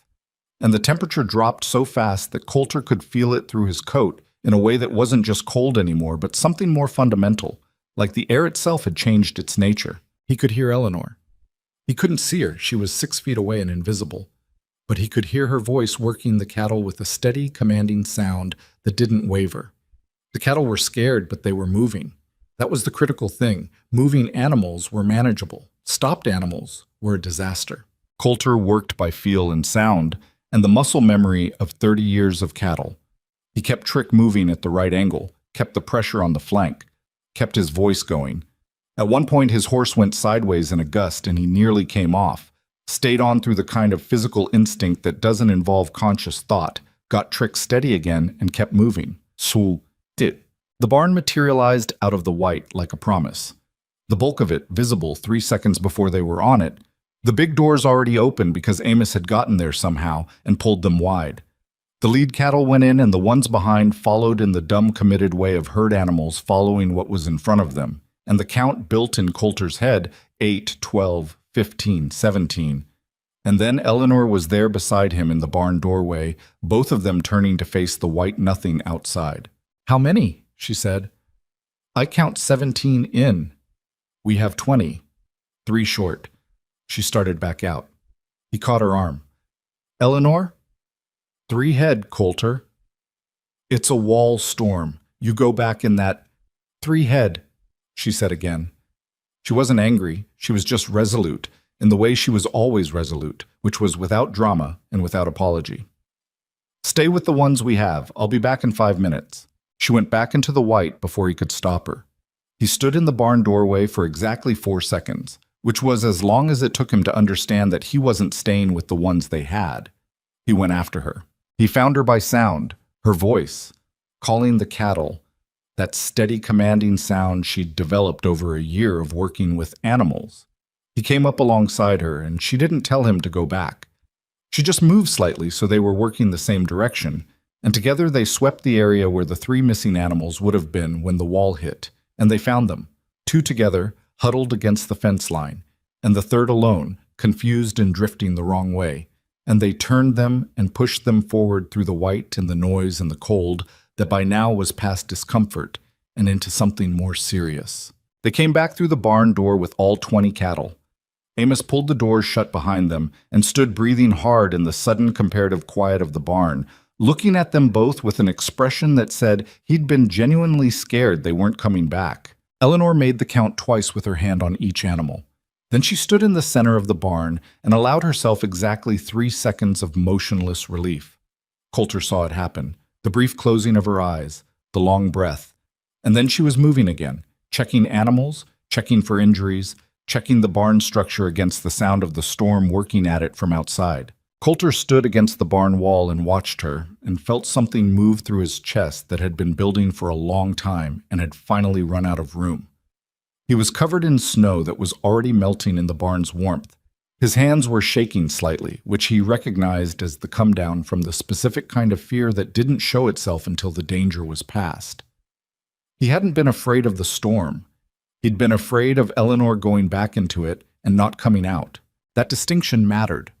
He understood, standing in the barn with the storm howling outside, and Eleanor checking her cattle with red, careful hands, that he'd passed the place where he could tell himself this was something simpler than what it was. She came back to him when she'd finished the check. She had a cut on her cheek from somewhere, probably a fence wire in the white, and her coat was soaked through and she was shaking with cold she hadn't let herself acknowledge while there was still work to do. He looked at the cut. She looked at his expression. "The cattle are fine," she said. "I know. You didn't have to come back out there." "I know," he said again. His voice came out with less steadiness than he'd intended. She looked at him for a long moment in the dim barn light, with the storm making its noise against the walls and the cattle settling behind her and Amos very deliberately finding things to do at the far end of the barn. Her gray eyes in the low light had the specific quality of someone who was seeing something clearly and deciding whether to say so. "The ranch house is closer than yours," she said. "You should stay until the storm breaks." "Yes," he said. "I should." They ran from the barn to the house through the storm's edge, and inside the warmth hit them like a physical thing. Eleanor put more wood on the fire, and they both stood near it with the animal gratitude of people who've been genuinely cold and are now genuinely warm. Amos stayed in the barn with the cattle, which was the right call and which Eleanor had arranged with 3 words and a look before they'd left. She made coffee and they sat at the kitchen table, and the storm worked at the house outside with a focused hostility that made the inside feel both fragile and deeply necessary. Eleanor had the cut cleaned and a cloth pressed to it. She'd handled it herself without fuss, which was typical. Her coat was hung near the fire, steaming. Her hands, wrapped around her mug, were still red and slightly unsteady. Coulter sat across from her and looked at the table for a moment, and then he looked at her, and he said what he'd been not saying since October. "I was afraid you weren't coming back," he said. "Out there. When you went after the 3. I was afraid. Eleanor was still. She didn't fill the space. Not afraid the way a neighbor is afraid, he said. Afraid the way... He stopped. He was not good at this, had never been good at this, and 4 years of not trying hadn't improved the skill. The way it matters when it's a specific person. She looked at him across the table. The fire popped behind him. The storm pressed at the glass. Coulter, she said. Her voice was even, but not uninvested. There was something under the evenness that he recognized because he'd learned over a year to hear the difference between Eleanor's flat and Eleanor's controlled. I've been sitting across from you at this table for most of a year. I know. You're not a slow man, she said. You've been careful. There's a difference. I know what the difference is. She set her mug down. I'm not fragile, I'm not Sarah, and I'm not a version of this land that needs to be survived. I'm a person sitting across a table from you, and I've been here this whole time. He felt the truth of it settle through him, like the warmth was settling.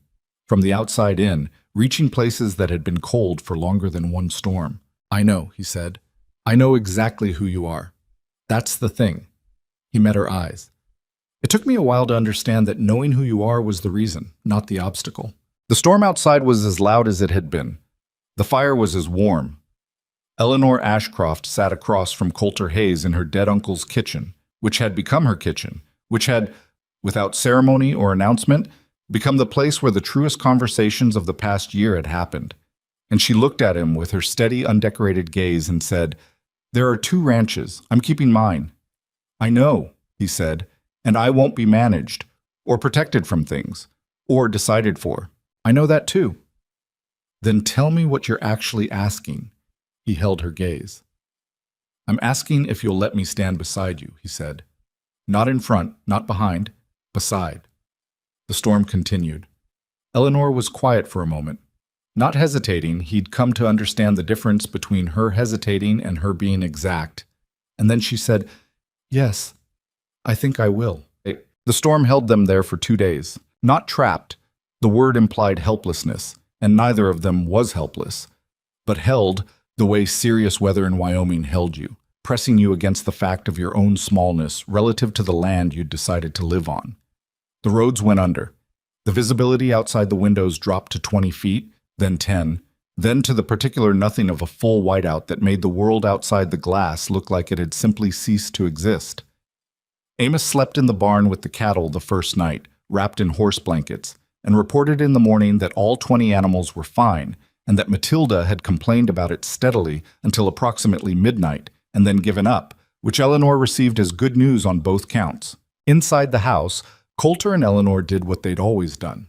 They worked with what was in front of them. They cooked on the wood stove. Eleanor's pantry was well stocked because she'd learned from her uncle's journals that the correct response to a Wyoming winter was to always have more than you thought you needed. They checked the barn twice a day together, moving through the wind in the brief intervals when it dropped enough to make the 20-yard trip feasible. They talked. This was the part that mattered most, and both of them understood it without needing to say so. The conversations that happened in those 2 days had the quality of things long pressurized finally finding a valve. Not dramatic. There was no drama in it, not in the performed sense. Just 2 people who had spent nearly a year being honest about practical things, finally being honest about everything else. Eleanor told him about Philadelphia in a way she hadn't before. Not the facts of it, which she'd mentioned across many previous conversations, but the texture of it. The specific loneliness of being smart in a room that didn't need you to be smart.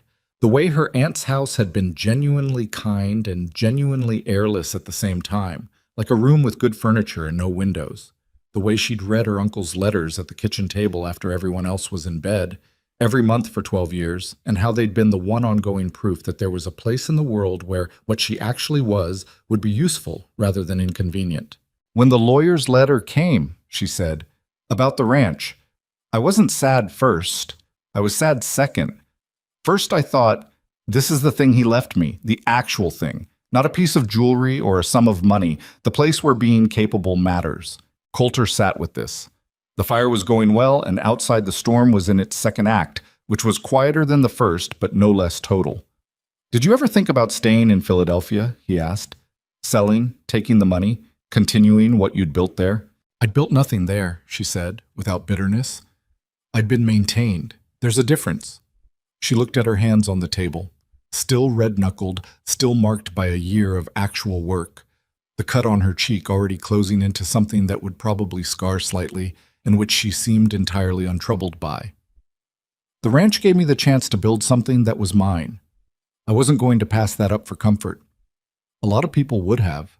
A lot of people haven't spent 12 years being careful with someone else's comfort, she said. When you've done that long enough, your own capability starts to feel like a gift you haven't opened yet. He thought about that for a long time. He thought about it the way he thought about good things, Eleanor said, by turning them over, looking at the underside, checking whether they held from every angle. They always held. He told her things too, not all at once. That wasn't how he operated, and she understood his particular rhythm by now, the way he came at truth sideways and on his own schedule. But over the 2 days he told her about Montana, about his own family's ranch, and his father's specific brand of silence that he'd spent 30 years trying to either replicate or escape without being entirely sure which he was doing. He told her about meeting Sarah at a stock sale in Helena, how she'd argued with the auctioneer about the condition of a horse being sold and won the argument, and how he'd thought right then that here was a person worth paying attention to.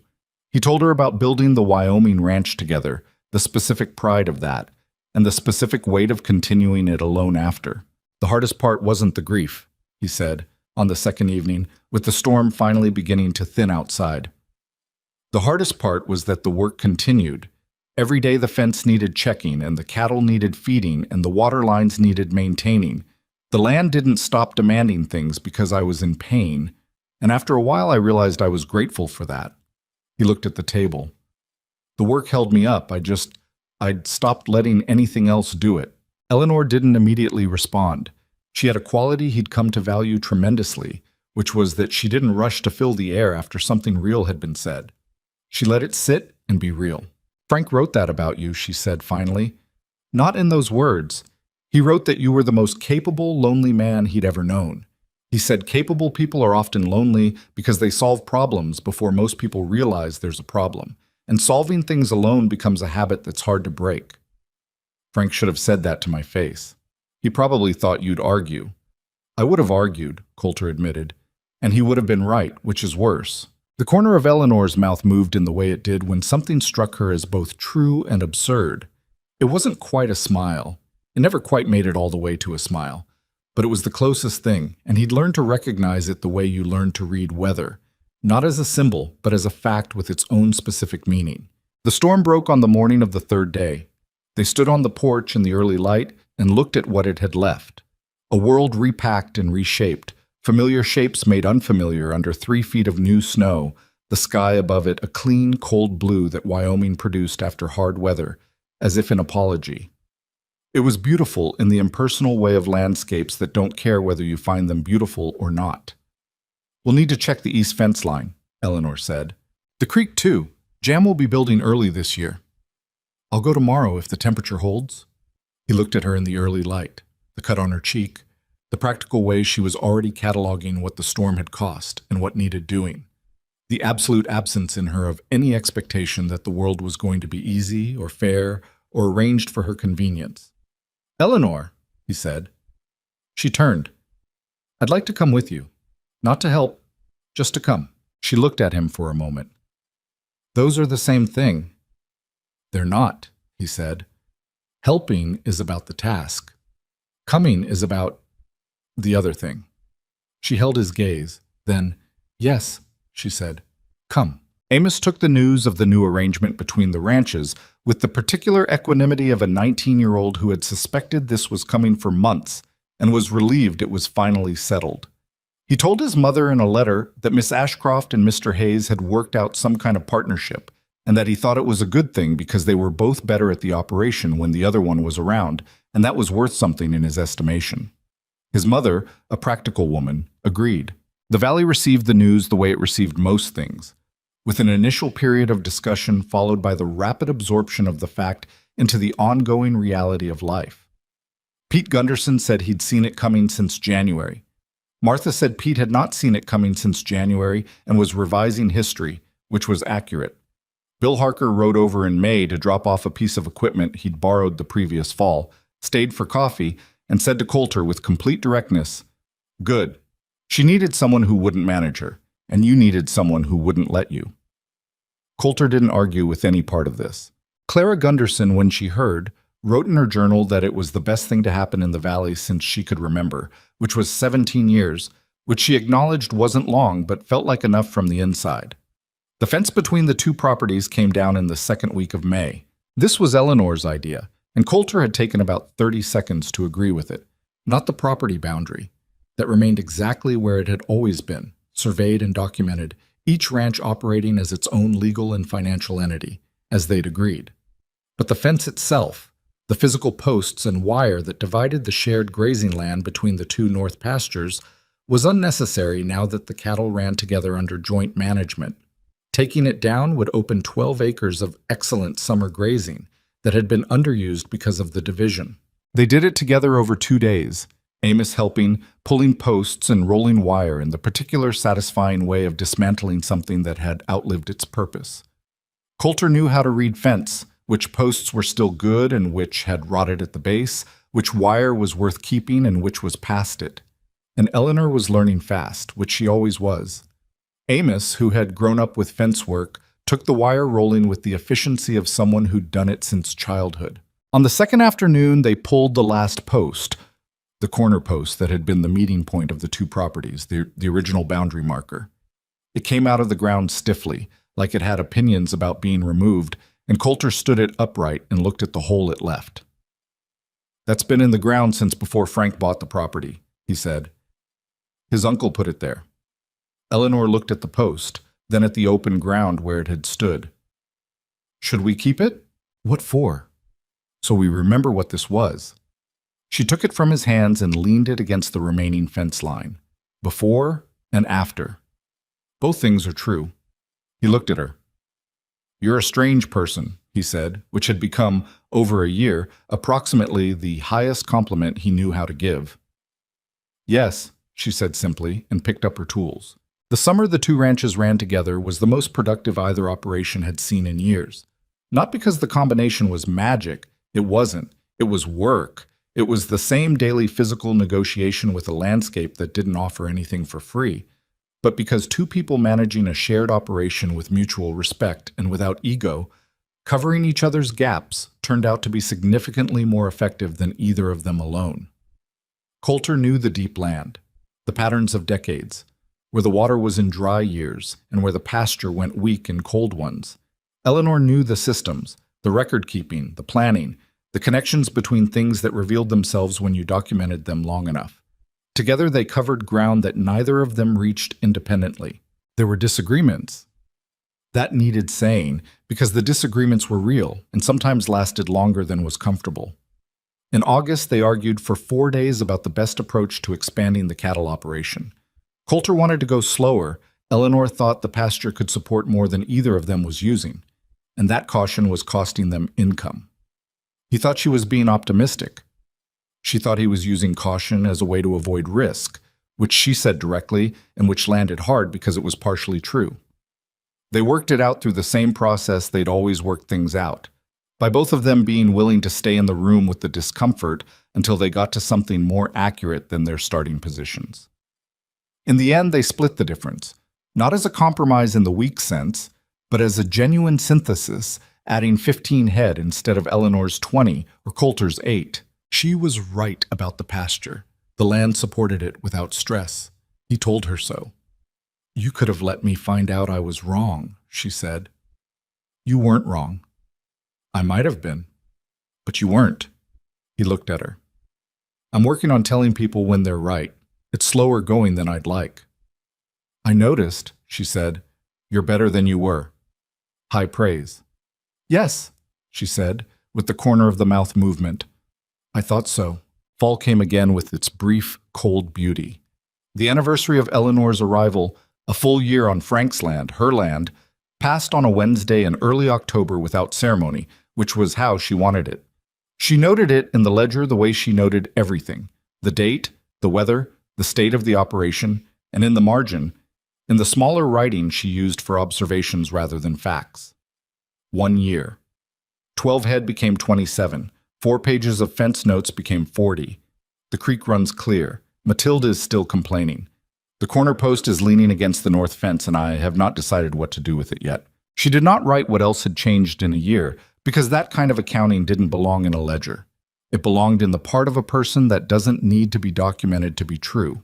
Coulter came for supper that Wednesday evening, which was their usual pattern now, and they ate at the table with Amos, who had become a fixture in the way that good people in good situations tend to become fixtures, steady and unquestioning in his presence. After Amos went home, Eleanor poured coffee and sat across from Coulter and said, "A year." "A year," he agreed. Frank would have been insufferably pleased with himself, she said.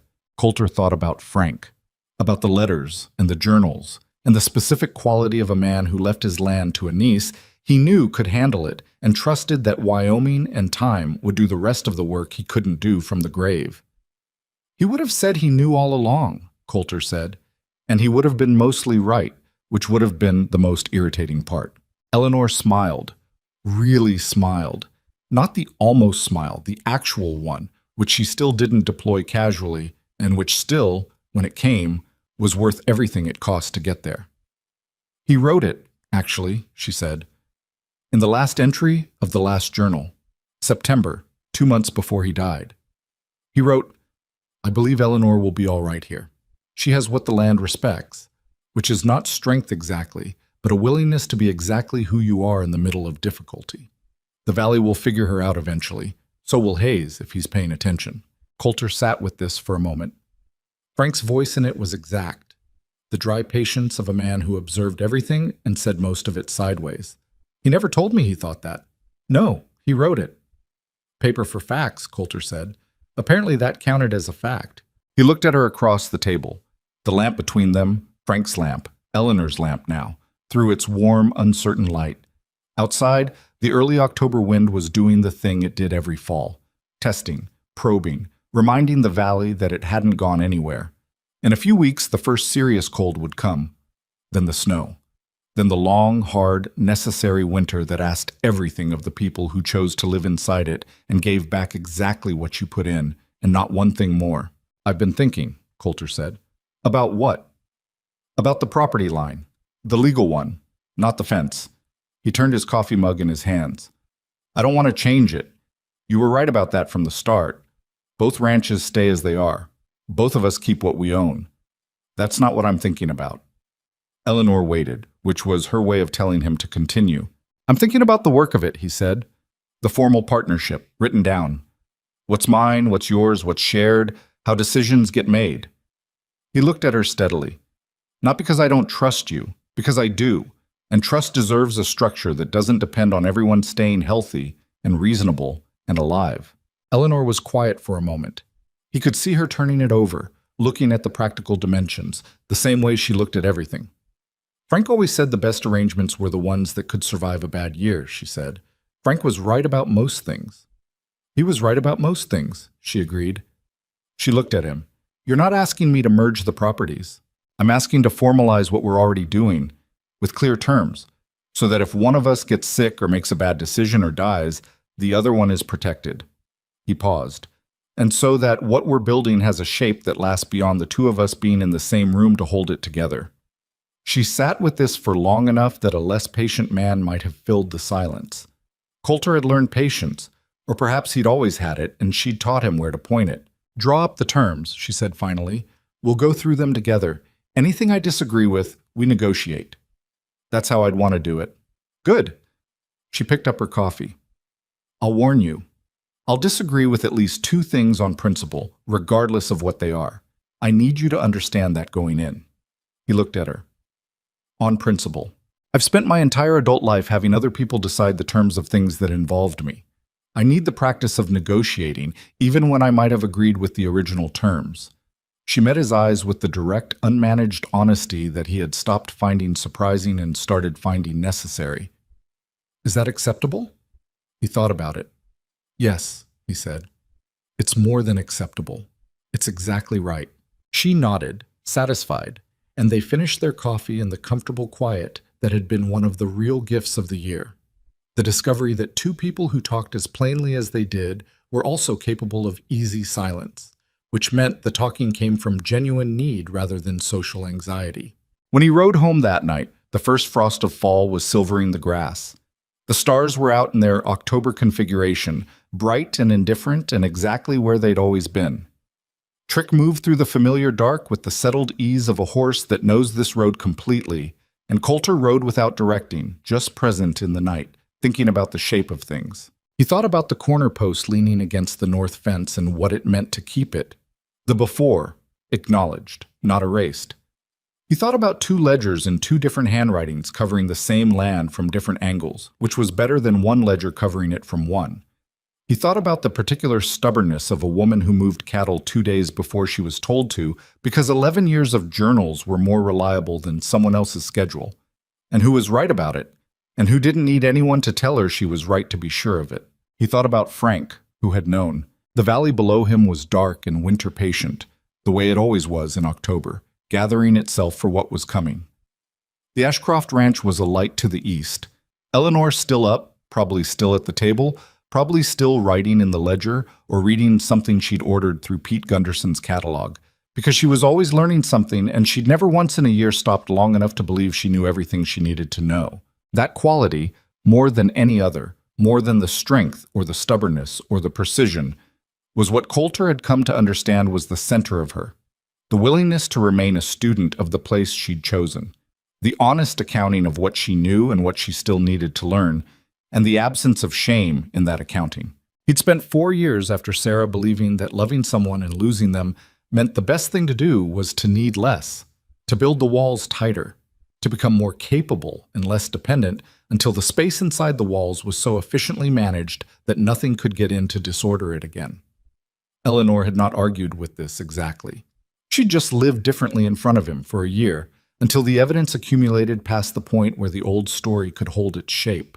2 ranches, 2 sets of deeds, 2 people who had come to this valley separately and built separately and would maintain separately because that was right and they both knew it was right.